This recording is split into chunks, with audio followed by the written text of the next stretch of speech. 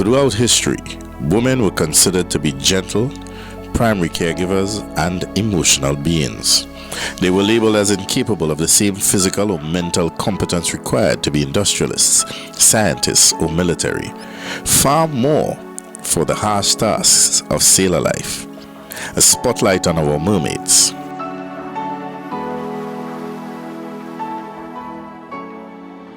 Spotlight on our mermaids is the best way of recognizing our senior female sailors and their invaluable contributions to the Trinidad and Tobago Coast Guard and how they have served the colors. We want to firstly recognize the pioneering contributions of the first 3 female ratings of the Coast Guard.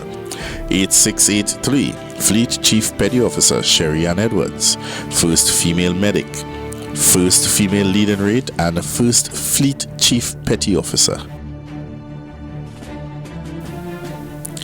8621, Fleet Chief Petty Officer Eris Cumberbatch, first female squadron senior rate, Training Chief and Training Fleet Chief Petty Officer.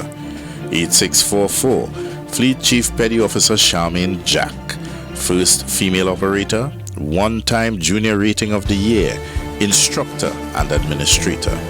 These 3 female ratings were the first to be transferred from the Trinidad and the Tobago Regiment to the Trinidad and Tobago Coast Guard on the 1st of November 1994, becoming the first 3 female ratings to be integrated into the Coast Guard. During the next 4 years, they were taken through the necessary training and development programs as they were prepared to take on active roles as recruit training instructors for the Coast Guard's 38th recruit intake. When we were transferred into the Coast Guard, we were placed in the wider congregation. Remember, we were not separated, just like because like Army has a woman detachment, we were never a woman detachment. 3 of us, we were placed in the wider society of the Coast Guard. So we were integrated with the men. The women are part of the Coast Guard. The women are not a department by themselves, it's not a detachment by themselves. So both male and female are required to function as one, as to function. Wherever you are placed to work, you are required to function 110%, not using your femininity to get by or using it to get any ease up. If one man can move a table, 3 women can move it. So the women, what I just have to say is that you are here to achieve the same objective as the men. There's only one objective for the Coast Guard, and that is to be the best force that it can be, to function to the highest standards that it can be.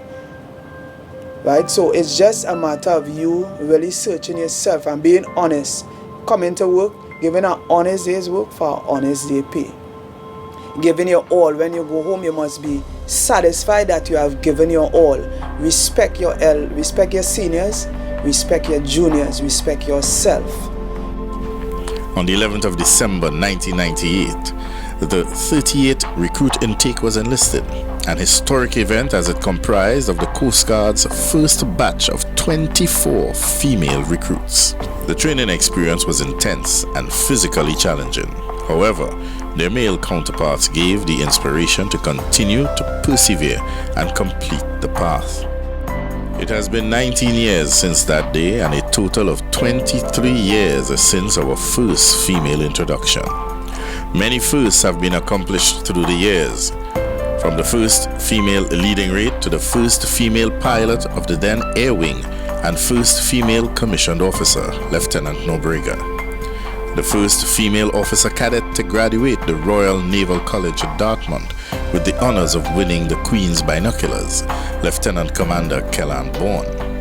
The first female engineering officer, Lieutenant Paulette Cazot. The first female engineering chief petty officer, Chief Petty Officer Natasha Guy. The first 3 female technicians, Flight Lieutenant Monique Sprott, Lieutenant Julia Bravo Kurarasing, and Chief Petty Officer Natasha Guy. The first female coxswain, Fleet Chief Petty Officer Sherry Ann Edwards. The first Public Affairs Officer of the Trinidad and Tobago Air Guard, Flight Lieutenant Monique Sprott. Mermaids, and the list goes on and on.